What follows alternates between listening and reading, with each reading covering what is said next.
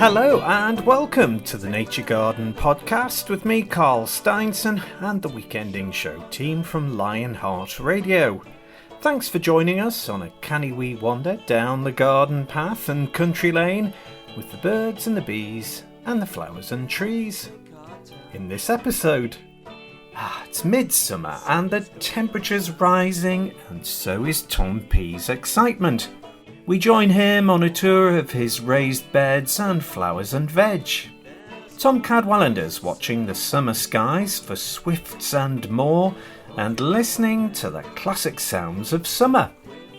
We're at the Love Northumberland Awards at Alnwick Garden with Steve Lowe. The big butterfly count begins, and Dr Jamie Wildman is here to help us to join in for free. It's a wonderful way to help butterflies. Plus some top tips for the garden from Tom P. All coming up on the Nature Garden podcast.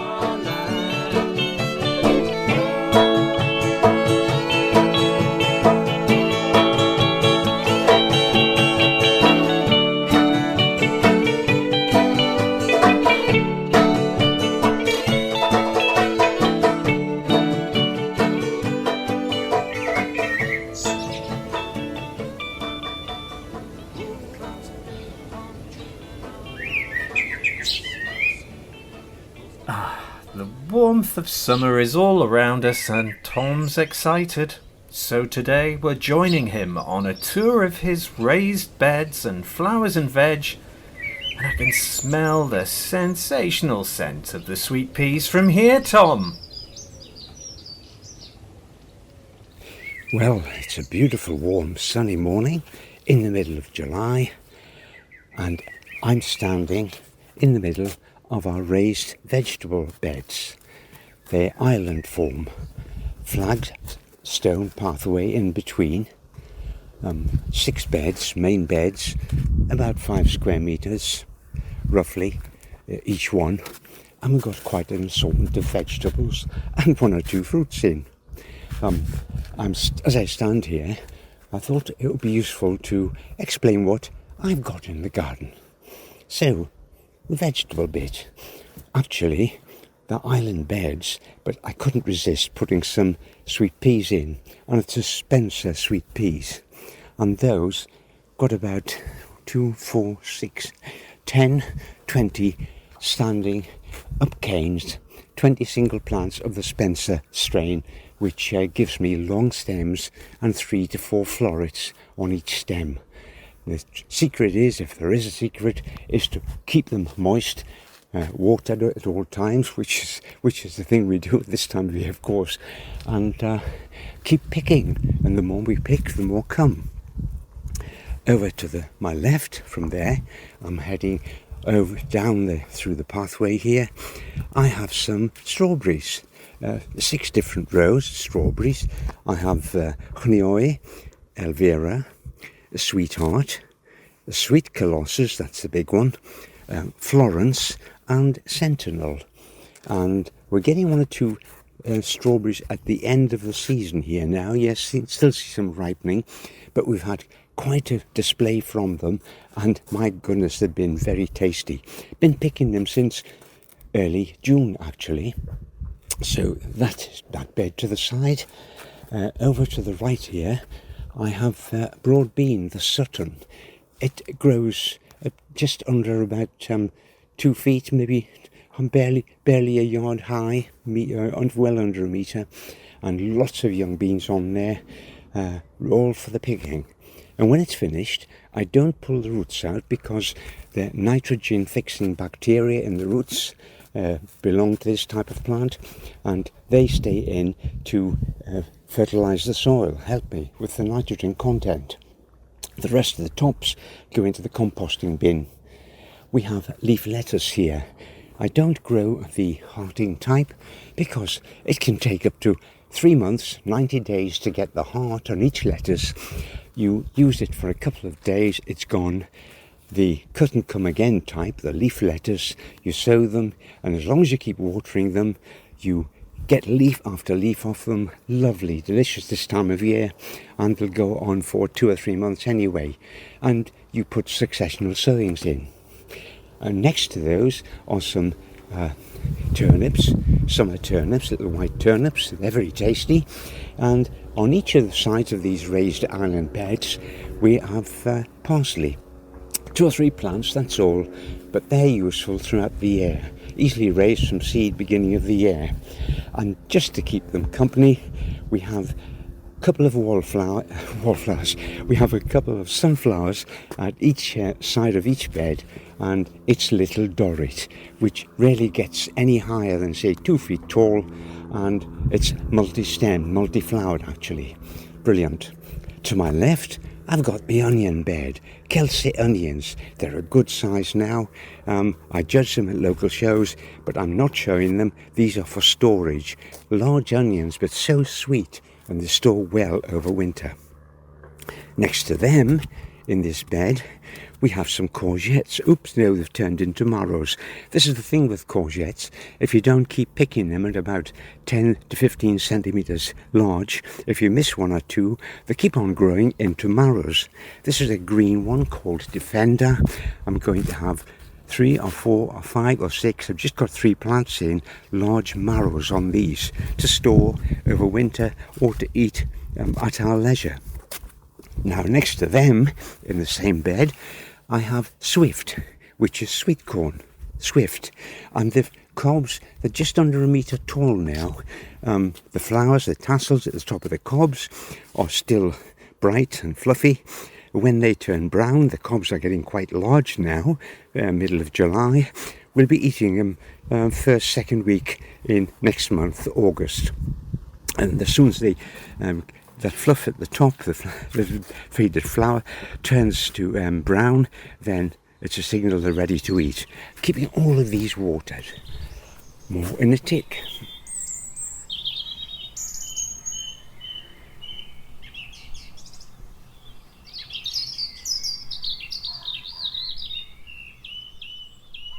The skies are filled with our summertime feathered friends, and Tom Cadwallender's scanning for swifts and listening for nightjars and warblers, and the last call of the cuckoo before it departs. Over to you, Tom Cadwallender.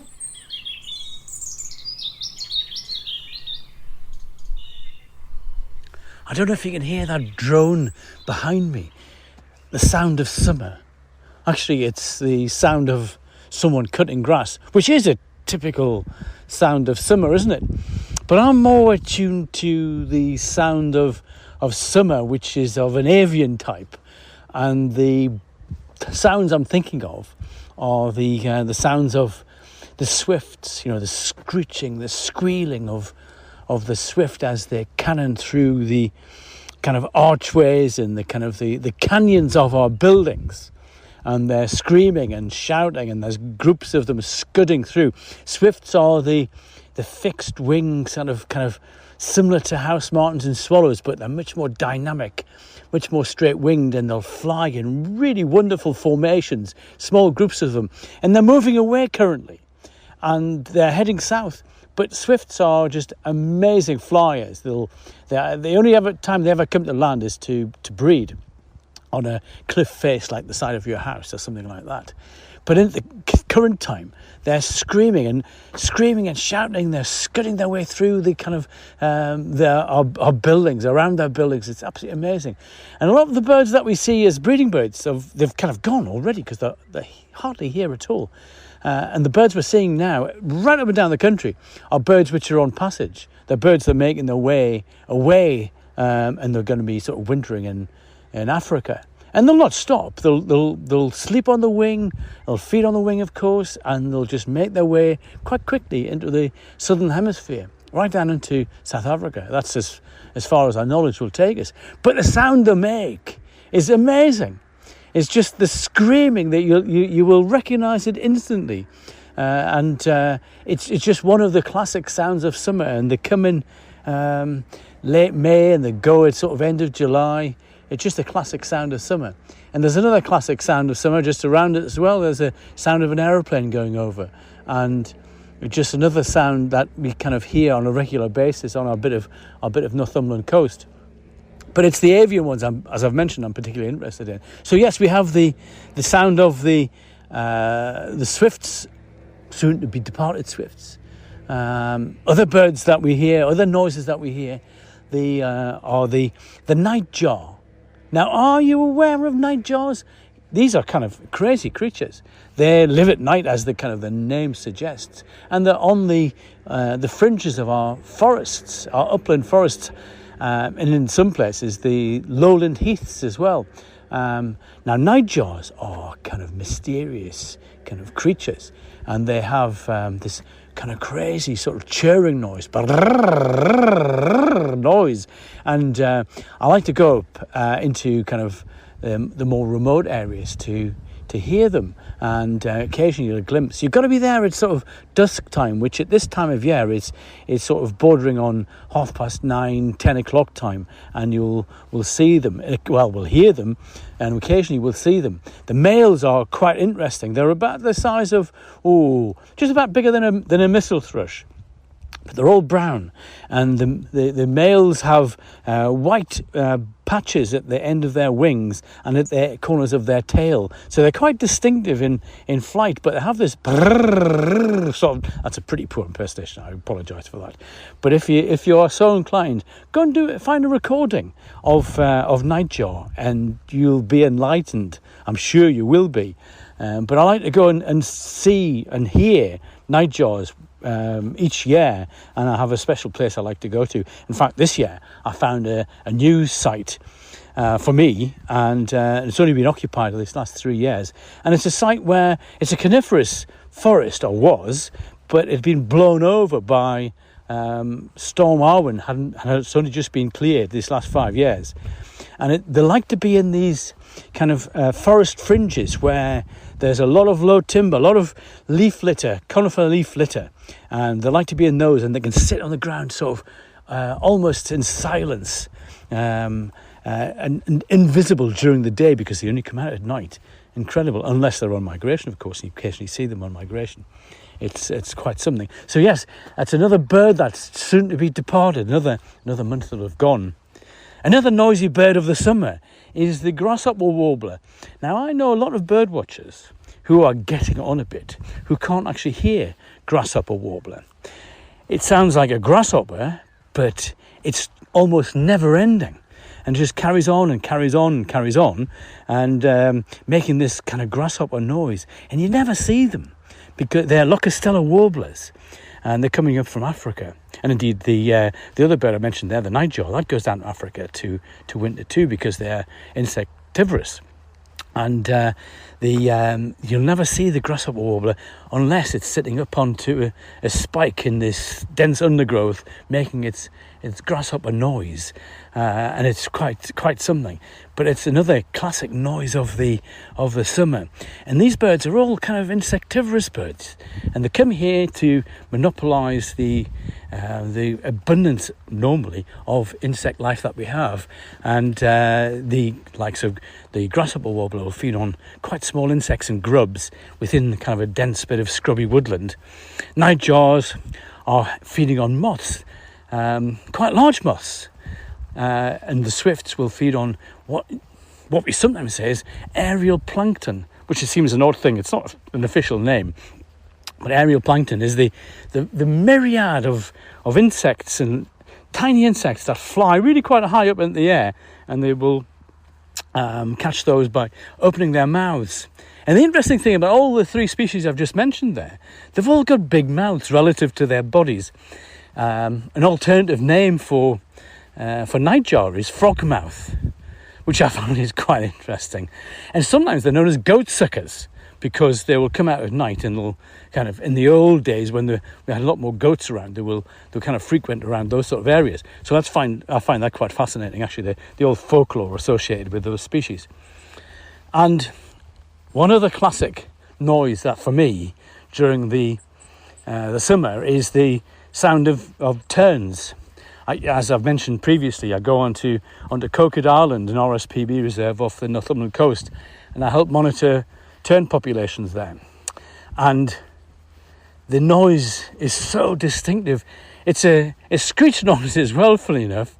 It's very similar to the swift, who makes a screaming noise, but it's a screech noise, and it's quite distinctive. In each of the tern species, the sandwich tern, the Arctic tern, common tern, and roseate tern, and little tern, all have different voices in this area, in this kind of field. So you can actually distinguish them quite easily once you get your ear in and listen to them, and you can pick them out. But the classic that we hear is the sandwich tern, and they're louder than anyone else. The sandwich tern is the biggest of the terns that we have, and but they're all very similar. They're all kind of white-bodied, pale grey winged with black wing tips and black caps. Some are more shaggy than others. The sandwich tern has quite a shaggy cap, but the bill coloration is quite interesting too. With a sandwich tern, it's an all black bill with a yellow tip, and my sort of mnemonic for remembering the differences. This sandwich tern has a yellow tip, which is not unlike butter. So we tend to have butter on our bread if we're having sandwiches. So you kind of associate the butter on the yellow tip to a sandwich, and that kind of works for me anyway. And that's a good one. But yes, they'll be soon departing, and they're not here very long, these birds, you know. I almost forgot. Another classic noise of the summer is the cuckoo. Cuckoo, cuckoo, cuckoo. And they're only here for a month. And they come from Africa. They winter in the subtropical, sub-Saharan African regions like Niger and Ghana and Sierra Leone and places like that. So they will kind of come here, and they'll spend only about a month. They'll lay their eggs in meadow pipits or reed warblers or reed bunting nests, and the adults are here. We now know quite clearly because we've got satellite tracking on them, and they're here only for a month, and they'll come in mid-June, get to the breeding grounds mid-June, and they'll be gone by end of June. So it's incredible, the shortness of their visits, really quite amazing. But it's a classic sound of the summer, and those noises are quickly disappearing. And listen out for the swifts. They're the easiest ones of the summers at the minute to hear, because they're now gathering around our buildings and flying through the canyons of our towns and villages and so forth. But yes, keep an eye out, or keep an ear out, even better.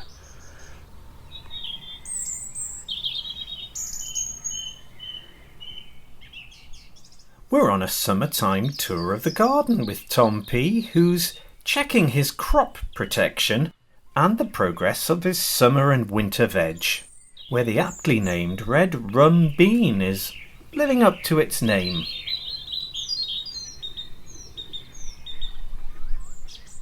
I'm standing in the centre of 6 island beds, which are in symmetry, with pathways in between, so there's access to every single bed way round it. They're about 5 square metres in area. Access in winter, that's important, rather than trudging over some saturated soil to dig vegetables. This is good underfoot and is still standing the test of time. I'm looking across at some courgettes here, Defender. I mentioned courgettes turning into marrows earlier. Well, we've got 5 here, far too many plants, just purposely for courgettes themselves, between 10 to 15 centimetres, and they're producing really well at the moment. Right next to them, there's some beautiful foliage, pale green foliage, feathery, standing 2 feet tall. There are 3 rows of it, and it's Cornivus colossal, asparagus. Generally, people buy 1-year-old crowns of asparagus, plant them, give them plenty of organic matter, and in the second year, they start harvesting the spears. Then, from about beginning of May until April, probably into June, but just before June, stop harvesting the spears and let this beautiful foliage take over, photosynthesize, build up the roots for next year's crop. And those are looking so good at the moment. I sowed the seed in drills outdoors end of March, and they're going really well. just a little further down here, we have some parsnip, a winter vegetable.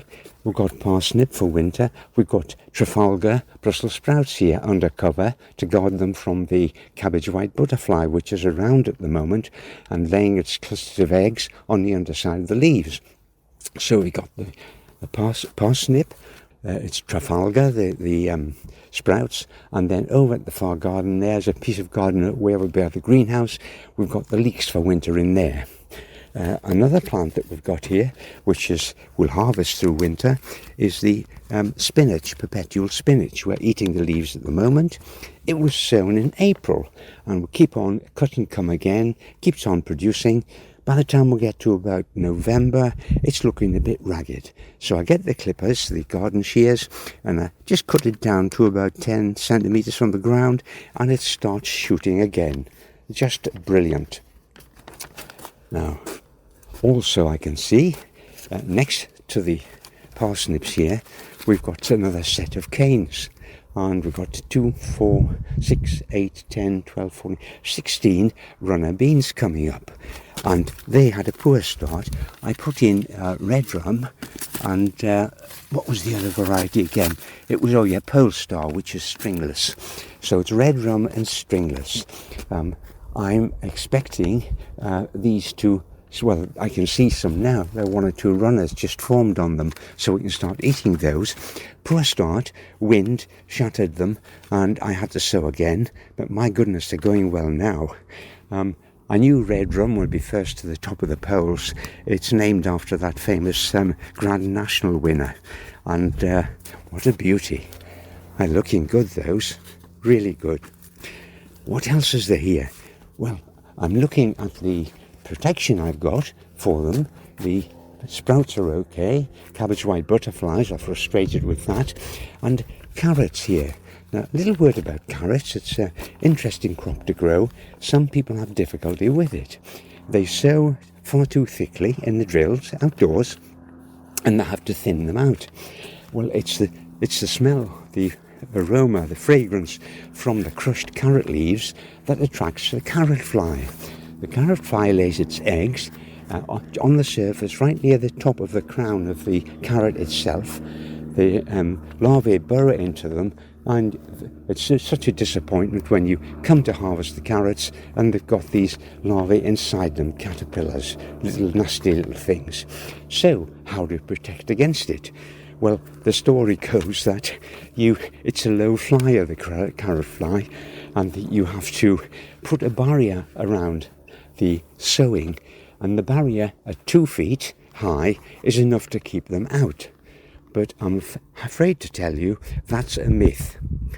A friend of mine who grows them for show had tall oil barrels, ex-oil drums, and he had them filled with compost to get great long carrots for the show. He said, I thought the carrot fly would be flying into them, banging its head first and suffering from headaches. But what did I discover? It flew up and into the top of the drum. So it's totally wrong to say it's a low flyer.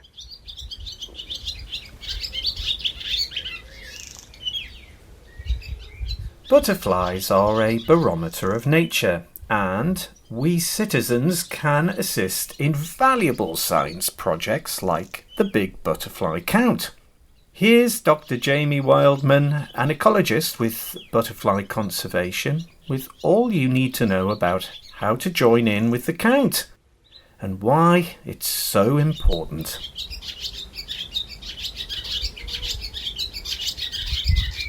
Hello, Carl. Butterfly conservation is calling on people across the UK to become citizen scientists and take part in this year's Big Butterfly Count, which runs from the 18th of July to the 10th of August. This year, we're not just launching a citizen science survey, we're launching a nationwide butterfly rescue mission and need everyone to get involved. The Big Butterfly Count 2024 was the worst on record in terms of butterfly numbers. Overall, participants spotted just 7 butterflies on average per 15-minute count, a reduction of almost 50% on 2023's average of 12, and the lowest in the 14-year history of the big butterfly count. It was the worst summer in the count's history for common blue, holly blue, green-veined white, small tortoiseshell, painted lady, and Scotch Argus. And the majority of species, 81% or 4/5, showed declines in the number seen compared with 2023. In total, just over 935,000 butterflies and day-flying moths were recorded across the UK from the 12th of July to the 4th of August, around a third of 2023's total. 9,000 counts were logged as seeing 0 butterflies, the highest in the count's history. Data from this year will help us to understand just how concerned we need to be and how to help already depleted butterfly populations to recover. Butterflies are under threat due to a combination of habitat loss, pesticide use, and climate breakdown. Getting involved in a big butterfly count is a great first step in helping butterfly numbers to recover. Butterfly Conservation's Big Butterfly Count is open to anyone, anywhere, takes just 15 minutes to complete, and can be done in any green space, be it a garden, balcony, terrace, community area, public park, or country lane. They are all important spaces to explore, spot, and record what you see in. Research shows that spending 15 minutes counting butterflies helps to reduce anxiety, is good for one's well-being, and promotes greater connectedness to nature. The Big Butterfly Count coincides with the school summer holidays and is a great activity to do with children in the summer. It's free, fun, and a reason to spend time outdoors. Plus, it's a great way to introduce children to the wonderful world of butterflies and moths. For more information and to take part, visit www.bigbutterflycount.org or download our free Big Butterfly Count app.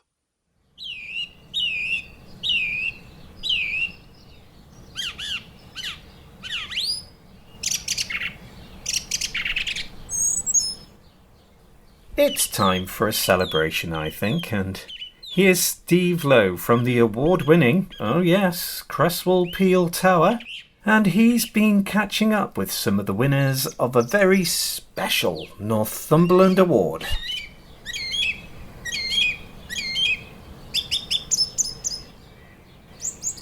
Hello everyone, this is Steve Lowe, and I was really fortunate last Thursday to have an afternoon at Alnwick Garden. Now, it wasn't a normal visit looking at the garden itself, but I was there for the Love Northumberland Awards, which is an annual award organised by Northumberland County Council, and it rewards community and voluntary projects and individuals from right across the county of Northumberland.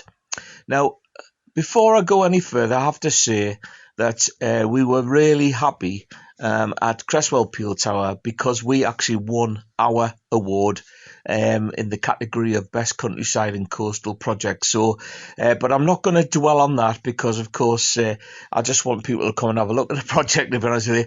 But I've done a few little interviews with a couple of organisations because I was absolutely humbled by the amount of work that people do in a voluntary capacity across the county. And of course, this was just only a few representative projects that we actually got to hear about. But wow, it's fantastic to see so much going on and people really caring about their own local area. So I think it's the upshot of it all for me was to try to encourage people to get involved, to get out there, do some volunteering. Because when you chatted with folk, they were all so proud of what they were doing, but they also seemed to have firstly made a difference, but secondly made friends. Hi, it's Steve Lowe again. I'm still at Alnwick Garden here at the Love Northumberland Awards, and I've got don't know what category you guys came in. Best Young People's Project. Best Young People's Project, and you're the Bees Academy, is that right? Yeah. Inside, yeah. How did you do? We won.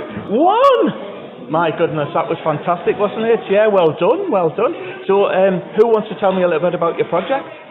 We have a week in June. Yeah. We'll have payday week, and we'll go out and serve the community by helping with gardening and litter picking and other things as well. Fantastic. And how many people get involved? 1,600. 1,600! Over the last 3 years. I was going to say all at once. I was going to say that's a lot of organising. There are lots of cups of tea to make. Yeah, yeah. And do you enjoy it? Yeah. And you're Olivia, aren't you? Yes. Yeah, well done, Olivia. And Aston, you're involved as well? Yeah. Yeah, and what's your favourite bit? Probably cooking. Cooking? Cooking. And what do you like cooking? We made focaccia bread.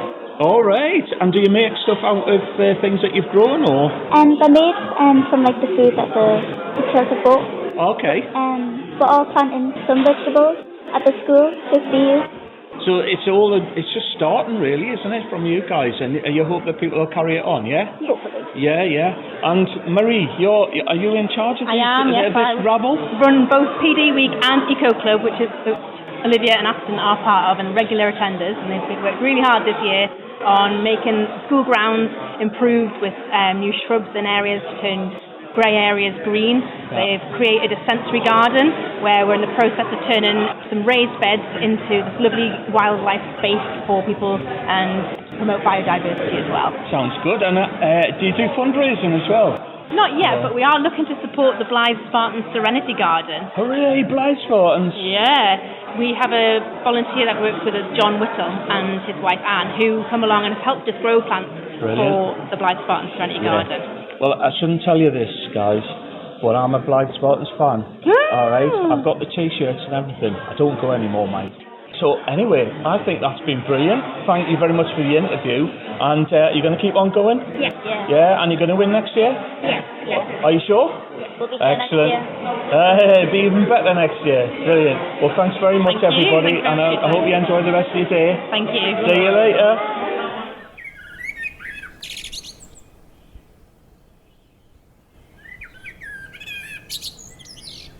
And so, to the sound of War Blackbird, here's Tom with some things to be getting on with in the garden this week.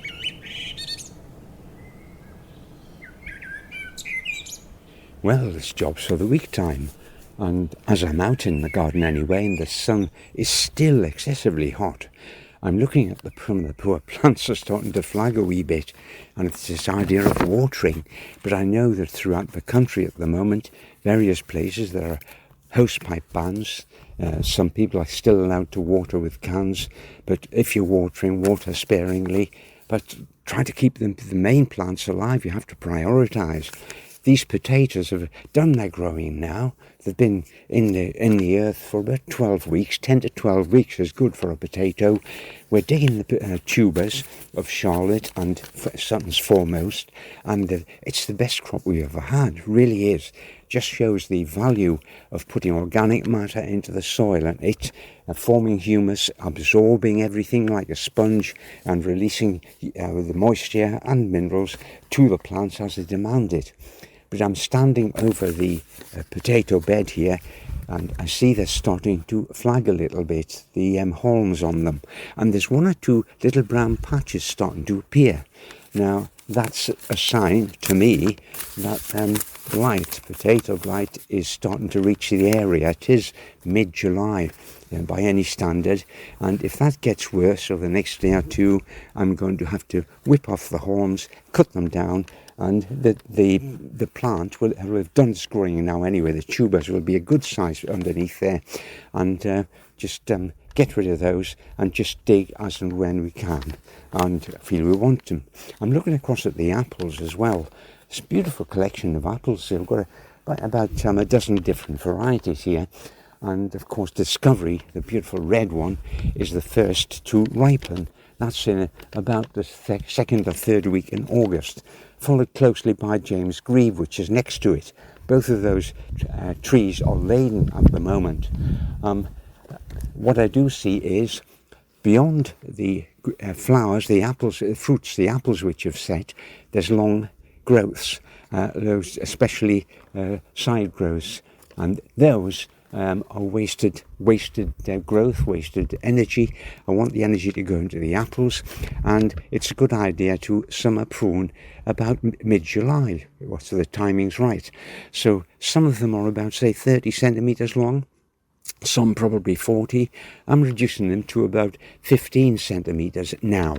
Now that's not the definitive pruning, because I do spur pruning for my apples, and when I get to winter time, that's when the definitive pruning comes, during winter, when they've lost their leaves, and that's when I cut it back to about 2 to 3 buds on those lateral stems. And so I must see to that at some time soon. Meanwhile, I've been trying to give them a little bit of water, and I'm looking across the Bramley seedling. It's quite large anyway already, which is brilliant. It's going to be good, that Bramley seedling as well, and so it goes on. Well, apart from that, I'm interested, really keen on the ornamental plants in this garden, and I have quite a few shrubs, and I'm standing over, at the moment, Veronica or Hebe. Beautiful, and the bees are on it, and the flowers are just starting to fade. Beautiful blue flowers there, and some of them are fading. It's a reminder that in about a week's time, fortnight's time, as soon as it's finished flowering and it's looking a little bit ragged, that's the time to step in and prune. Now, if you don't prune Veronica on a regular basis, say annually, then it gets out tall, gets quite brittle, and it'll break apart in winter sometimes if there's a lot of rain or wind hits it. So that's one I'm going to summer prune. Woodella, pink flowers in the front garden, just away from here. I can't see it from here, but it just springs to mind as well. Woodella, Florida variegata, variegated one, pink flowers. It finished flowering about a couple of weeks ago. I must get round to pruning that as well. Of course, you can take softwood cuttings from this Hebe or Veronica at the moment, softwood stem cuttings of non-flowering growth, and you take hardwood cuttings of the Woodella in winter, straight into the garden. I'm looking at Chandos Beauty Rose, sitting next to Gabrielle Oak and Olivia Rose Austin, and fragrance from these three, they are gorgeous. But Chandos Beauty, 2 or 3 of what a lot of flowers I've got on this plant. It's just about 5-6 years old. It's flowering profusely, but it needs deadheading. And remember this about your other plants in the garden. Your annual plants, your bedding plants, and various others. Keep on removing the old flower heads, and you're encouraging others to come. Wow, there's quite a bit to do, you know. It's that watering that's the problem, though. We must watch that against how much we're allowed to use in the garden, if any at all, because we are in a state of drought at the moment. Hey, look, whatever you're doing over the next week, enjoy your gardening.